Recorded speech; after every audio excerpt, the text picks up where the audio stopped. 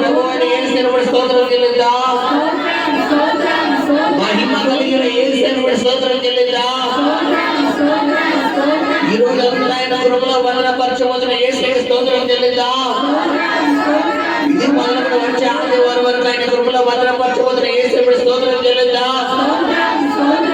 గడిచిన వారం అనేక బలహీనమైనప్పటికీ కూడా స్వస్థపరిచిన యేసుకి స్తోత్రం చెల్లిద్దాం. ఆరోగ్యము, శక్తి, బల, మహిమ మనకిచ్చిన యేసుకి స్తోత్రం చెల్లిద్దాం. ఈ వారం అంతా మన ప్రయాణంలో క్షేమంగా తీసుకొచ్చిన యేసుకి స్తోత్రం చెల్లిద్దాం.